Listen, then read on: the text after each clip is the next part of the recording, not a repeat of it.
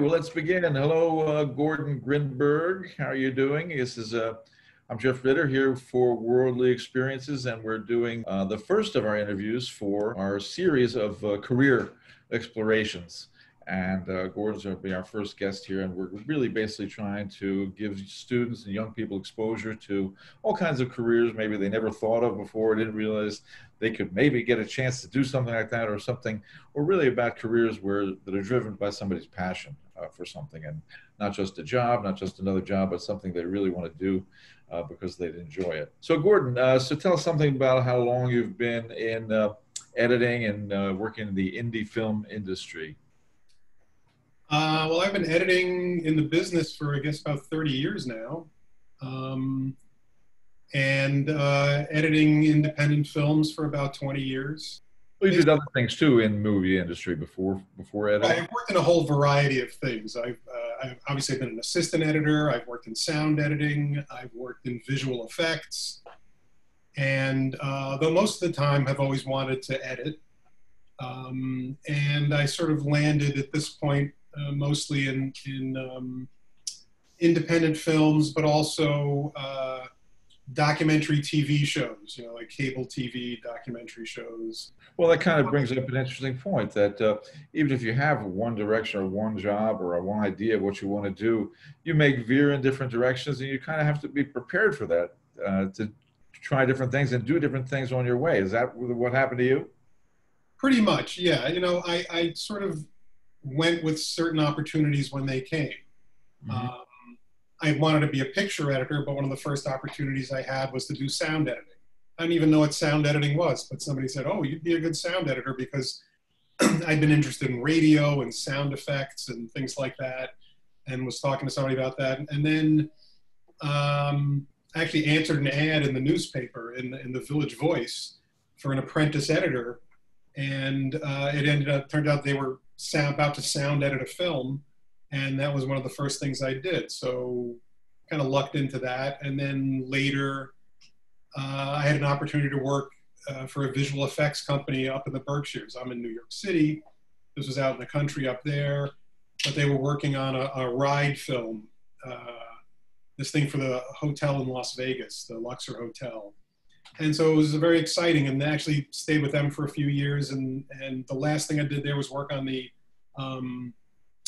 first tests for the Bullet-Time tests for the Matrix, where the camera would swoop around and people would move very slowly. Uh-huh.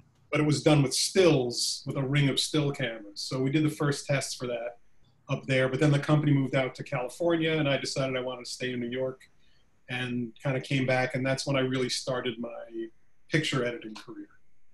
With that whole period of all those different kinds of work, you didn't really prepare for any of those specifically, because you couldn't. A lot of those things were brand new at the time, right? What did you have to be able to work on something that really didn't exist before? Why did they pick you to do that? Like most things, it's who you know. Somebody that I had worked as an assistant with was working up on the visual effects, and so I got a call to go up there. Preparing for it is, I did go to film school. I went to college, but was a film major.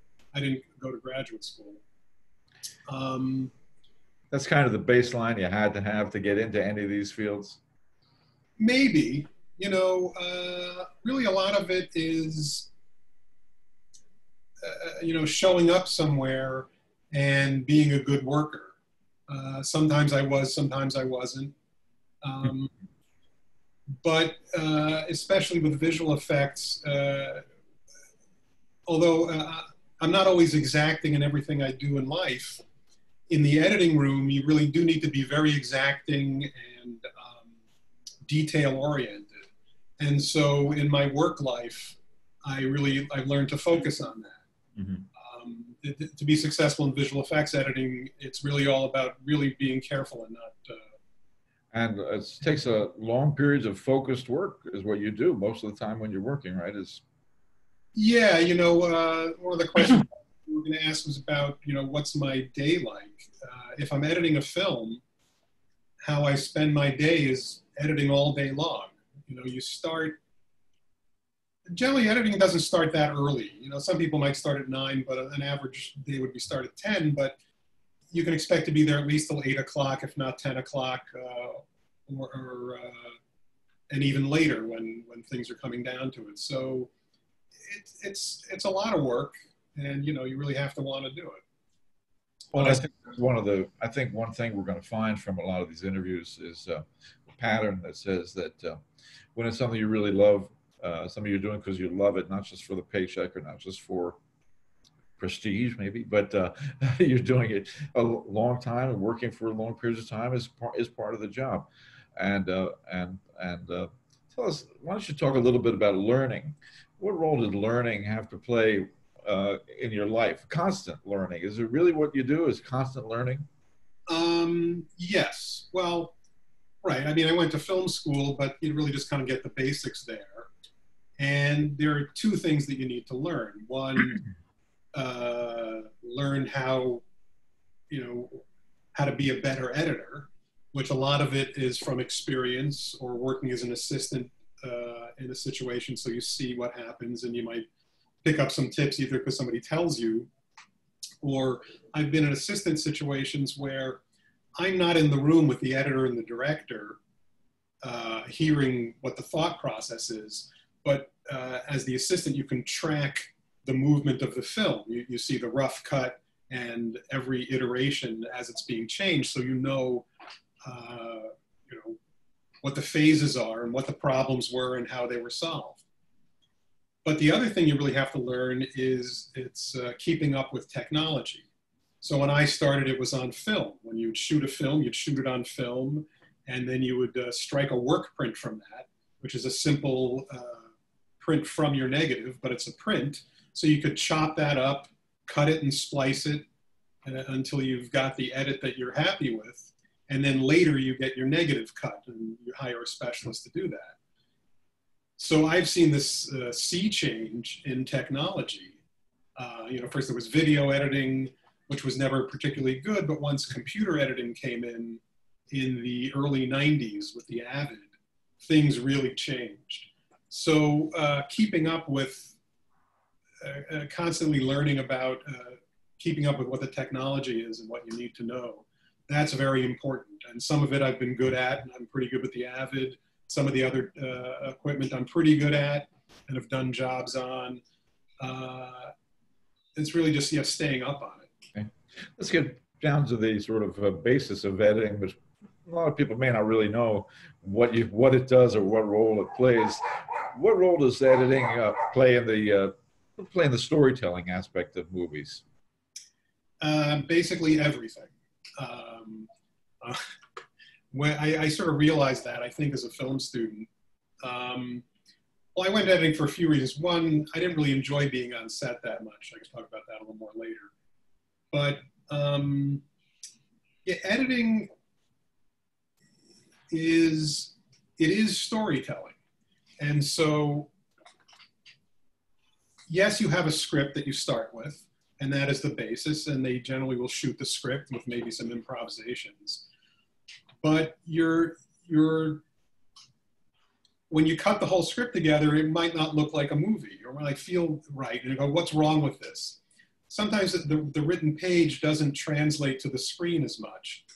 And something that the writer wanted to be clear in the script might be mentioned about 4 or 5 times in the script, just to make sure the audience gets it. But then when you cut it together, it's like, oh, we're hearing that 5 times, it's enough already, it's boring. So you have to choose, well, let's hear it this time, this was the best one of that, and maybe a reference to it later. The other big thing about editing is when you're crafting the pace of the film, and really you are crafting the performances. Because when a film is shot, even a low budget film, like a lot of the things that I work on, a scene, like if this was a scene and we were in fact in the same room, it could be shot from at least 5 different angles. You know, a 2 shot of us together, a close-up of each of us, and a medium shot over each of our shoulders. So you've got 5 angles, and there might be 3 to 5 takes of each angle. So you've got, 25 choices of every line in the film of which one to choose. And so the editor is guiding you through the scene by which shots you use. You know, a common thing would be to start with the wide shot, and then you move in closer as things get more intense, depending on what the scene is about, and maybe pulling out again at the end. But also, you're taking into account the performances. Even good actors don't nail it every time, or they're trying different things. You know, it's usually about bigger or smaller or happier or sadder or whatever. So what is this scene about? And so the performances, there might be a gem in one take that you really like, but the rest of the take's not so good. So you're going to be combining things from different takes, but also, oh, I'd really like to be on a close-up for this shot, for this line, but the performances weren't very good. So maybe you're going to want to be in a wide shot, or make that, that's a choice you have to make. So you're crafting the way that the story is told. And you might be the one making those decisions for a film and how well the story is going to be told might really come out in the editing? Yeah, well, it depends with the editor, with the director that you're working with.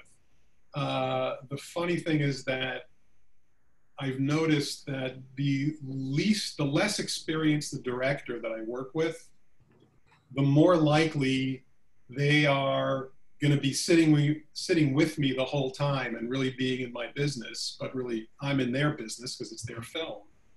And the more experienced the directors are, they're assuming that I'm more experienced, that I know what I'm doing.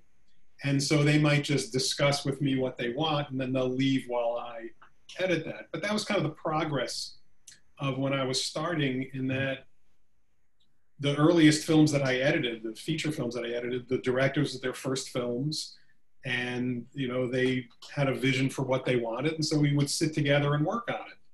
And so that was educational for me. I mean, one of the things that I like about this job is, certainly on the indie level, I really enjoy spending time with these directors. They are usually smart, interesting people, creative people that have a point of view, that are trying to tell a story, and it's a great collaborative experience. And you have to collaborate. You know, you're there together, and you have to hash out the problems, especially if it's a low budget thing. There are going to be low budget problems. We didn't get this. We didn't get that. How can we get this point across to the audience if we don't quite have it in the footage? So you have to think of things. And, you know, and so it's problem solving. It's puzzle solving. I mean, one of my other passions when I'm not editing is puzzles. I really enjoy doing crossword puzzles. The New York Times crossword puzzles is one of my things. And so editing is kind of it's a combination of those. It's puzzling, and it's storytelling. And so you use the puzzling skills to help you tell the story. I don't want to put a downer on anybody who's thinking about this and say, you know, if you have to have a certain talent, a certain eye, a certain way of thinking. But do you have to start off with something like that? I mean, can you learn it if you really never done it before? I like to think so. However, a guy I knew when I was still assisting on things, I always found him to be a terrible joke teller or a terrible storyteller. Like however he was laying out the joke or the story, it didn't quite seem to go always that well. However, the first thing I saw that he edited, a short film that he edited, it was edited brilliantly. I said, wow, that was edited well. And he's gone on to be very successful. Okay. So, you know, there are many things there, but he was always a very good worker. You know, he always impressed me. He was very diligent and smart, and you know, that's really a big part of it. Tell us something about what the atmosphere or working conditions, or you know, what kind of things about it you like in those kinds of aspects of it. Well, when I started, when things were on film, you needed more people in the editing room to get through the day, just because things are not accessible. You know, when digital film editing started on the computer, they said, you know, we now have you know, random access. It's non-linear editing because you can go find things where they are. In the old days, the way you did that was you asked the assistant, hey, find me this shot. And it's on a reel of film, and they'd have to roll it down until they found the thing that you wanted. So you needed a crew around. So that was a big part of the experience. Was, you know, it was, and we were young then, so it was like this, an extension of dorm life, of, you know, a fun college dorm, because you needed a lot of people around. So that's one of the things that nowadays you are much more likely to be a one-man band. You can be in your, you know, either your editing room or your apartment working on a film. The director can be somewhere else, and you can communicate and send them cuts over the internet. And likewise, you know, they can shoot someplace and send you the files, and your sound department doesn't have to be there. It used to be everybody had to be all together, so it was a big not a party, but a crew atmosphere. So that's less so. But the other thing I like about it is the actual editing. I mean, you know, one of what I love about the job is the actual editing. I mean, to me, just like when the satisfying feeling of completing a crossword puzzle, or not even completing it, but just getting one answer. It's the same thing when editing a film, because I believe strongly in the A plus B equals C philosophy of film editing, is that you have one shot, you know, be a close-up of a person, and another shot, maybe it's a sunset. If you cut those two shots together, it equals more than just the two shots. A plus B doesn't equal A plus B. A plus B equals C. So if we cut from a close-up of a person to a sunset, it's just you relate those two, and there's a feeling from that. And maybe the shots are graphically related, like it's a close-up of the person's round head, and then the shot of the sun is round in the frame, and you cut from one to the other, so it's graphically pleasing. And it's also telling the story that you want to tell. Every time I do one of those, I'm like, oh, I love it. I love every moment of it. And likewise for the scene, when you finally got that together and it's working, and for the whole movie, you know, every day of a 2 or 3 month job, you've got the whole thing in front of you. And all you want to, and you're thinking about is, ooh, I can't wait till this whole thing is together. But you have to do it a little, you have to kind of grind through it a little bit at a time. But it's just the process for me of editing a film is very satisfying. So I love that. And you don't want somebody to come out of a movie saying, did you notice the editing? You want them to not sort of notice the editing. Yes and no. I mean, if you're concentrating on storytelling, yeah, you don't want to call attention to the editing. But every now and then, you know, you're doing something fancy, yeah, or flashy, that's particularly good, or a montage that's particularly good, and ooh, I hope people notice that. But no, it's true. For the most part, you're trying to evoke a feel, tell a story. People understand it, laugh when they should, cry when they should, feel something when they should. Without them noticing, oh, I like that because the editor did this. You know, they might notice that you cut from a really close to a really wide shot, and there's a feeling of that. Or something loud sound happens and it startles them. So they'll notice that, but it won't necessarily attribute to the editing. People ask me, you know, as an editor, when you go to a movie, do you notice the editing? Are you watching the editing? And I find that if I am noticing the editing, it's because I'm bored with the film. I'm not watching the movie. If you're watching the editing, you're not watching the movie. Sometimes I'm watching a movie specifically because I'm studying it, because I want to know what the editing is like, either because the director wanted me to check out a film, so I have to pay attention to it. And usually if it's good, though, I forget, and you get caught up in the story. And so I'm not noticing the editing. Now, you've done at this point, you've done such a wide range of things, from the games a long time ago to the video, now television and documentary. And tell us about the differences in those kind of things. Or let me ask you, I guess the most salient question is, do you have to be able to do all those things now, or can you focus on one thing? It's probably a good idea to have range. There was a time that I had a pretty good balance of my career where I was about a third of each, that I would work as an assistant editor on larger movies, be an editor on TV documentaries, and an editor on independent films. And that was a pretty good balance. But one of the reasons that I was doing the assisting was for health insurance. I mean, it's one of the tragedies of this country is that we don't have health insurance. So a lot of my career has been defined by my having to take a job on a larger film as an assistant, because I get my insurance through, or at the time I was getting my insurance through my union. And so the less expensive films and some of the TV things aren't union jobs, so you need to work a certain amount of hours. And so that's been a large thing of how my career has been defined. And now there are a lot more venues for things that I'm not doing that in some ways I wish I could. You know, I've never actually been edited commercials very much, but there's also corporate videos, which I have done for a while when I was coming along.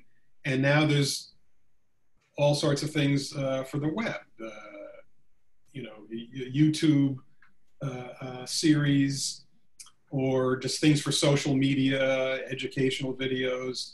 There's tons of stuff. I don't really know about those things. I mean, at some point somebody asked me about editing a wedding video.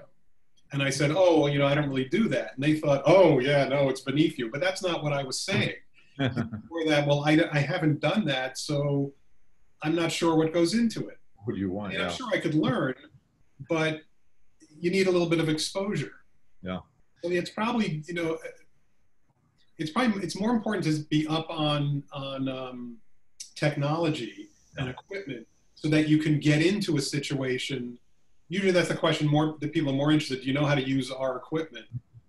Are you good with this?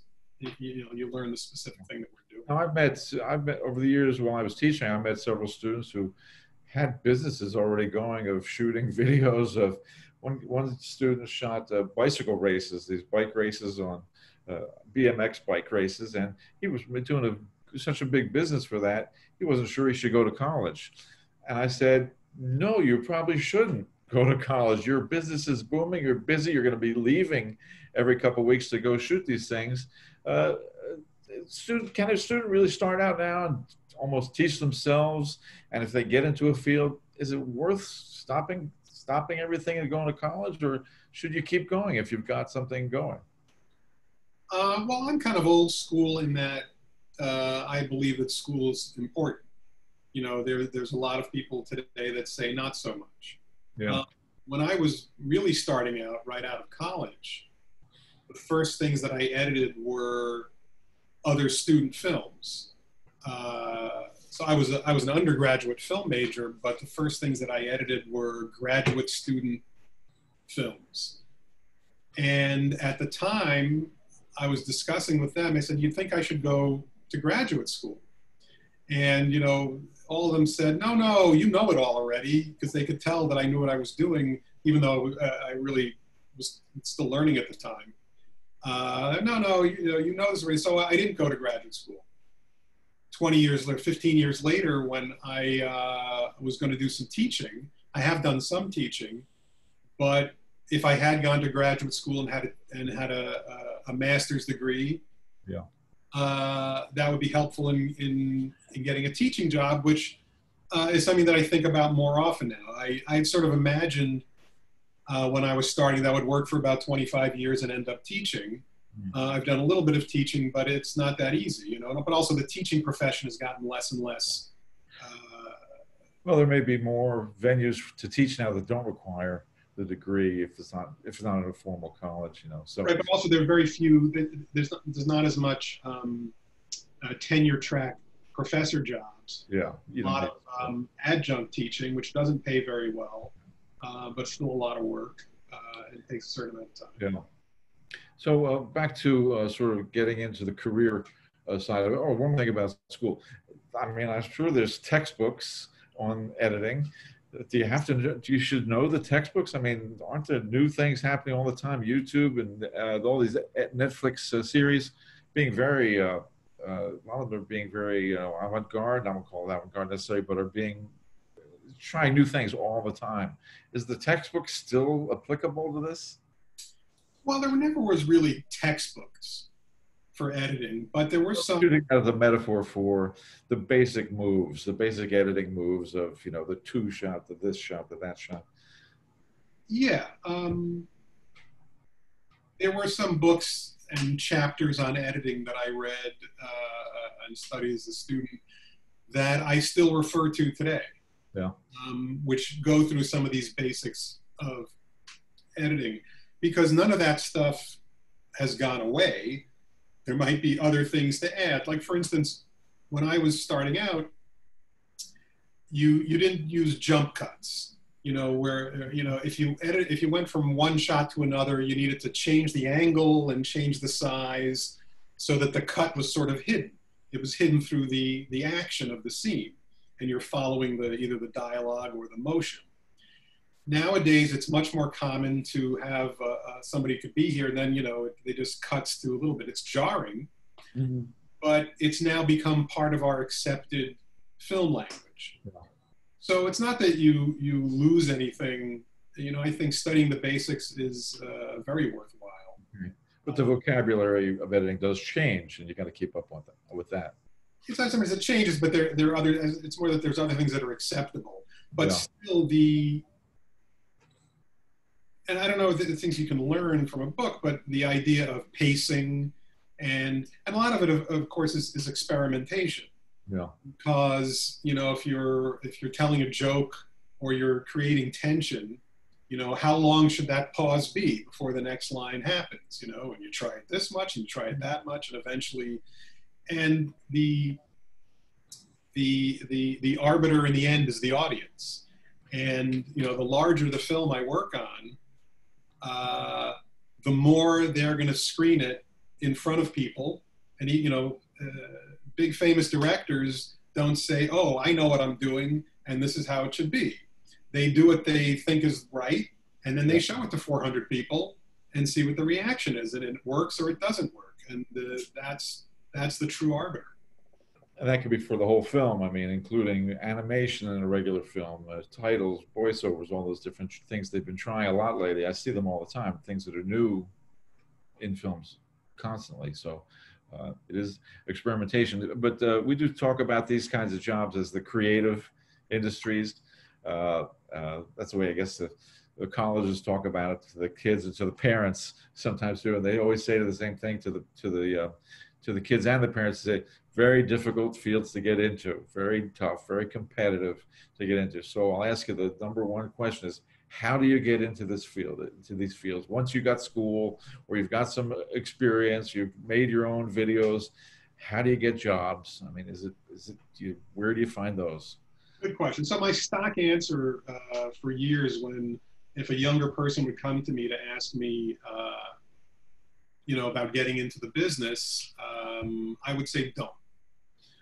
Because it is a difficult business. The first kid that I said that to, I said it sort of half as a joke, and he laughed, but he wasn't laughing with me. It felt more like he was laughing in my face.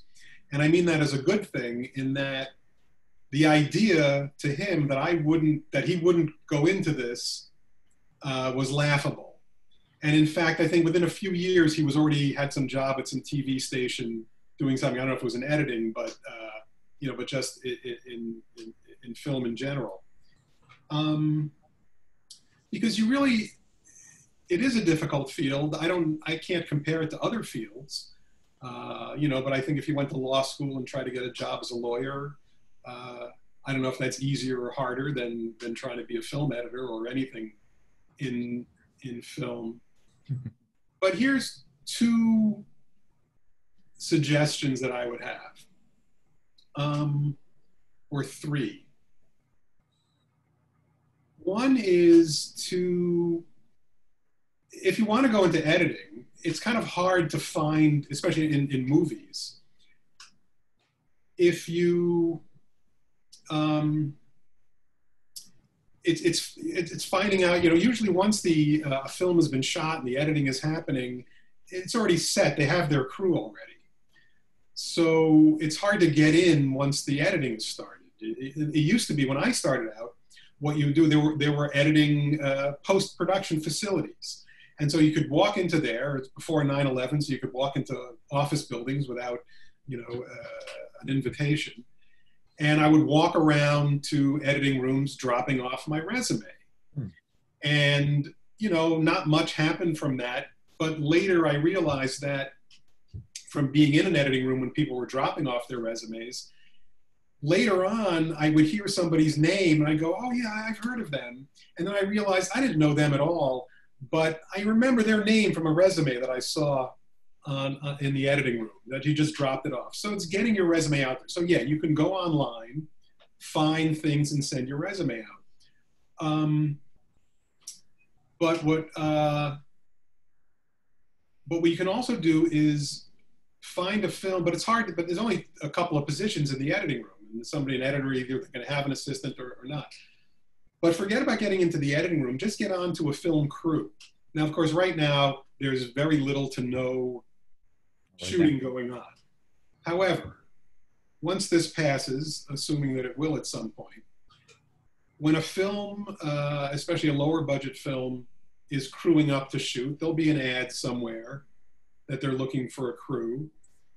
Try to get onto that crew as a PA.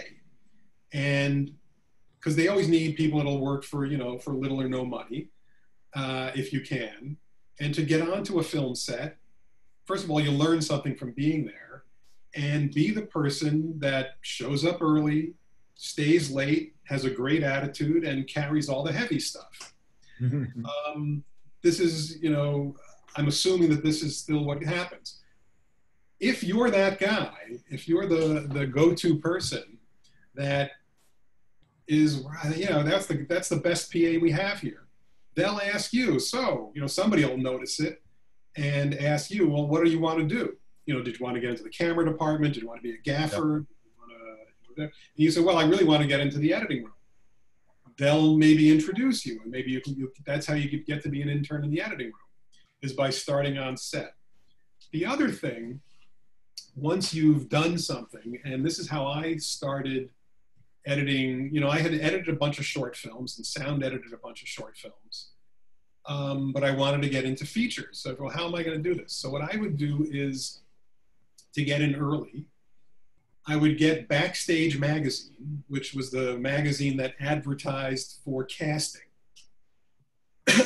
And I would see who was casting. And you could tell from the casting notice what the film was like. You could tell if it was a big budget Hollywood film, they're looking for extras, or it was a lower budget film. You could tell from who the parts were, what kind of film it was.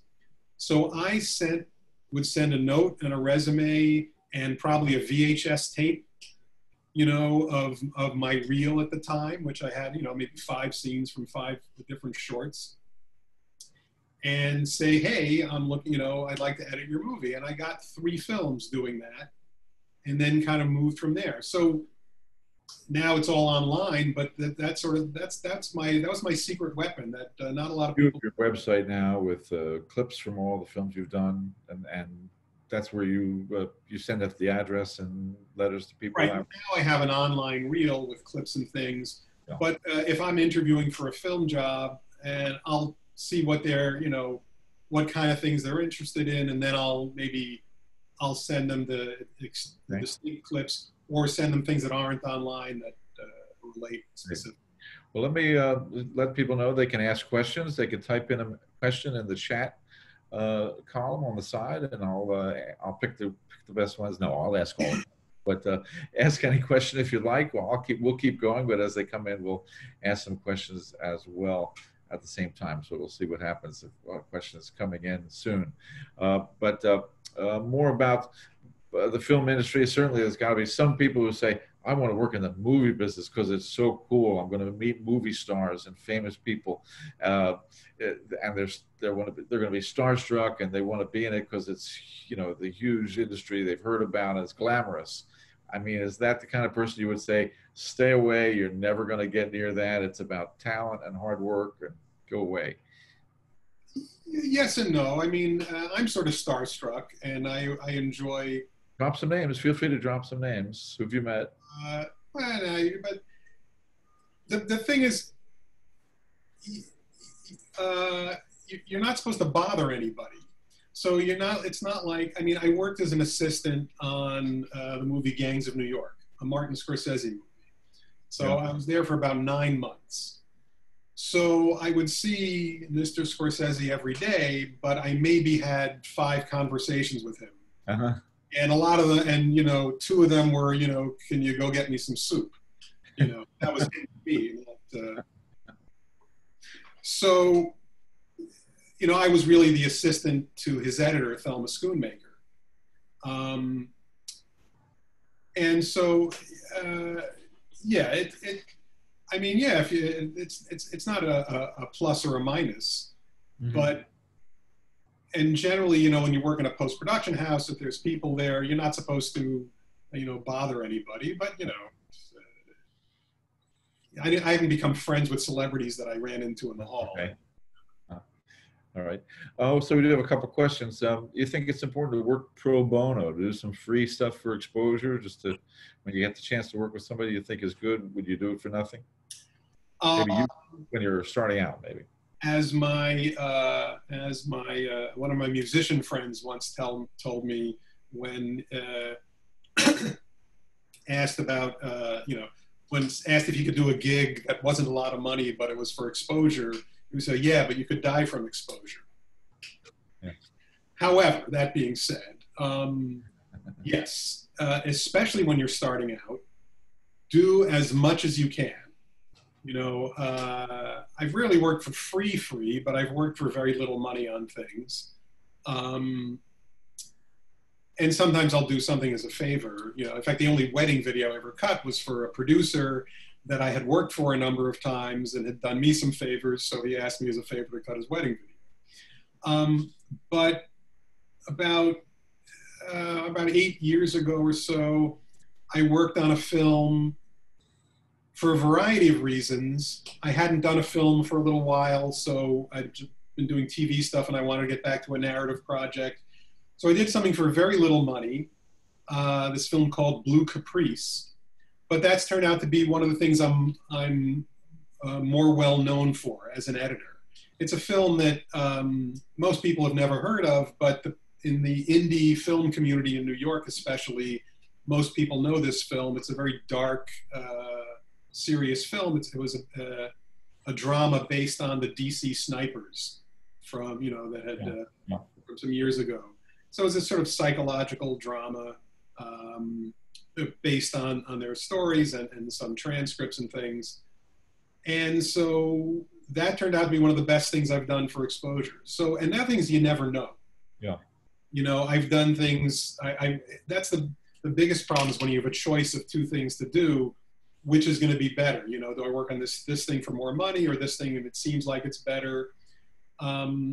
I once had that where it was for a TV doc that seemed kind of high profile and paid pretty well. And the other was an independent feature, but I really liked the director. It was a pair, a husband and wife director pair. And I really liked my meeting with them. And and so far that's the only thing we've worked on, but we got along really well and they do want to work with me again, but they're, you know, they need another project to come. So I made that choice. Later, I found out that the TV thing that I didn't do turned out to be some kind of disaster. No. I don't know if that would have been good or not. One of the other choices I made once was to cut a film or to be an assistant. And I chose being the assistant because I needed to do that for my health insurance. As it turned out, that job went well for me in some ways, which got me another job, which eventually got me an agent. Yeah. So you never know which is the right path. You know, maybe if I did the other path, it would have turned out better in the long run. Now, I noticed a few sentences ago, or about a paragraph ago, you dropped a little line there, and I want to make sure people didn't hear it and say, what was that? He said something about the narrative process. Yeah, I want to get back into the narrative process. Oh, That's from TV to film. Is that what you meant? I just meant editing a narrative film as opposed to a documentary film, okay. A documentary TV show. The storytelling's a different style. Yeah, I mean, you're starting with a script and you're making this, you know, a movie. Especially, it's also you're working with the director and it's their baby, you know. Mm-hmm. So you're working on a precious thing that that's got more of an artistic bent to it. Yeah. In the TV doc world, it's really more about, you know, getting it done and making deadlines and that. So it's probably a thing of between film and TV editing that is probably a whole world on its own of complexity. But it's been my thing that I've always wanted to do movies. Yeah. So so I took the pay cut to do the movie and to you know, as you say, for exposure. So yes, I have done that. Okay, a couple more questions came in.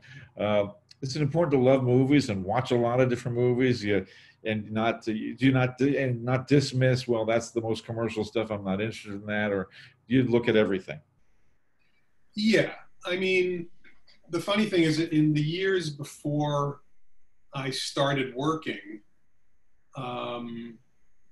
you know, during college and the first few years after college when I wasn't working all that much, but I didn't have a lot of expenses. I didn't have a family or a tiny apartment.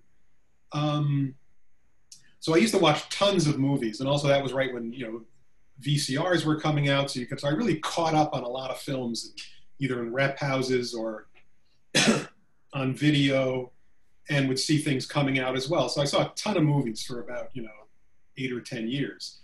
Once I started working, and I'm working 12 hours a day, more time. You get a little busy making them, you get too busy to watch them. Yeah. However, well, from working on films, I find that no matter what I work on, whether it's a little short thing or whatever, you always learn something from working on films. And movies, you know, I'm like anybody else. I like watching movies. I like watching the Marvel movies, you know, and there's some very good acting in those movies. Yeah. And so whatever, you know, I have to disagree with Mr. Scorsese on this. I like the Marvel movies. And I think there's, you know, they try to make good characters, and the actors are taking their job seriously, as are the editors. Mm-hmm. Inevitable question comes up. What software? What's happening with software and film now? What's the main thing people are using? Is it going to change again? Why is it so fluid? Oh, gosh, I wish I knew. Well, so the big sea changes I mentioned was Avid, which came out in the early 90s, which was the first computer editing system that both emulated enough what the film editor, how the film editor worked, but also gave you all the bells and whistles that you have today. And it really hasn't changed all that much over the years. Sometime after that, Final Cut Pro came out, which was a much less expensive system. It wasn't quite as good, but it did so much that it sort of took over in a way, not so much movies or bigger TV shows, but it really made a splash. But then whatever political problems happened, the software engineers that created that then went over to Adobe and have created Adobe Premiere Pro.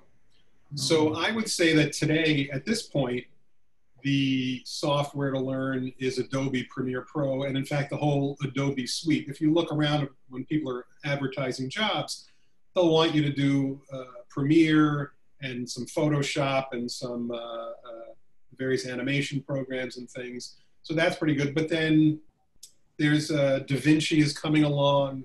So you kind of have to stay up on things as much as possible. Right now, Premiere Pro would be a good way to start. And so you have to be someone who likes computers, working with computers, maybe all day long, into the night.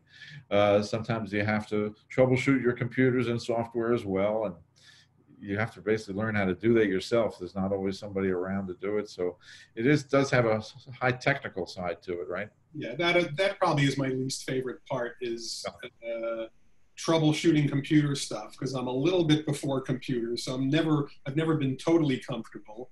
I know how, you know, certain programs work, and, you know, just from experience, you know certain things to troubleshoot.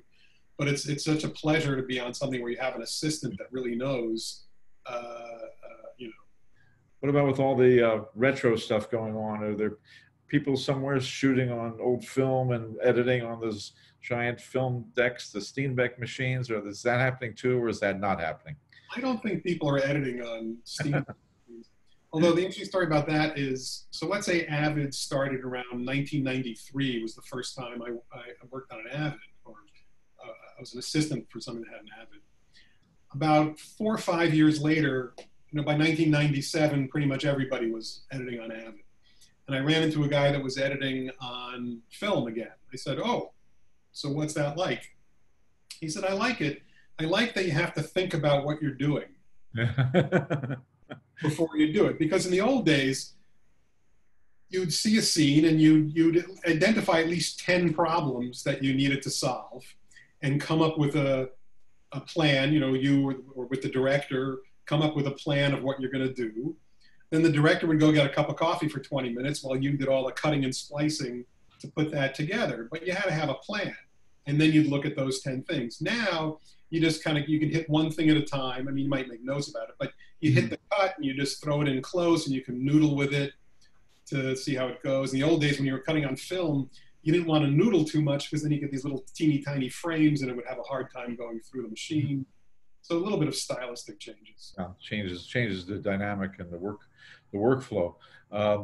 We have a question about short films. Can you actually make money for yourself making films these days as a short? If you want to be writer, director, editor, can you make any money doing that yourself if you've got ideas, or do you have to always work with other people and have a company and all kinds of things? Yeah, I don't know. If you make a short film and maybe it goes viral, so you get, you know, that many hits on your YouTube channel. Yeah. Or, you know, but to get it distributed, I don't think there's a big revenue stream from short films. I mean, you might get something for it. The thing is, like, film festivals usually, you know, you have to pay them to enter your film, so it costs money to get it exhibited that way. But they're still important. Festivals are still important for getting exposure. I suppose, yeah. Well, you know, it's more about meeting people and prestige of it. But yeah, I mean, if you're banging out short films so that you have a YouTube channel or something like that, yeah, I don't really know for short films. Okay. Well, we've got all those channels now, YouTube and Twitch, and there's always more coming up. Where if you're at home and you got some good ideas, you have a phone, you can make movies. Is it a good idea to start that way? I mean, I used to see students that say who wanted to be in film. I'd say, what have you been making? You're in high school. You've got all that free time and all that fun to have making movies. Are you making them? And sometimes they say yes. I say, great, you're on your way. And sometimes they go, no, I'm waiting to go to school. I go, what are you waiting for to go to school? Which do you think they should do? Well, both. I mean, it's always good to do something because you're going to learn from it. Although I'm sort of the opposite. I had an idea for a short film, I think, when I was in film school. But back then, it was such an expensive process to make a movie. I never really had much money. So I didn't make it until 20 years later when it was a little less expensive to shoot because it wasn't on film. You're shooting on video. And I knew enough peers in the business that I asked favors, so people helped me out. So I made a short film, excuse me, that in many ways was just a bunch of people running out onto the street with a camera and shooting a film that way. But I put enough thought into it and planning that it didn't look like that when the film was. So that was me. But now that phones, yeah, you can shoot, well, you can do a lot, especially shooting a documentary. Yeah. Yeah, I'd say the more you do, the better. But eventually you'll get to the point where you'll want to do something at a different level. Yeah. I mean, there's so many different types of things going on, from nature films and documentaries to medical to the emergency room and the fantasy films. I mean, there's so many genres and things like that. Is it important to, I mean, what if somebody really wants to be in a specific part of that? Can they do that? Can they target their career and say, I want to be making nature films? I love that area. And so I'm from New York, and at a certain point, I decided that I wanted to stay in New York.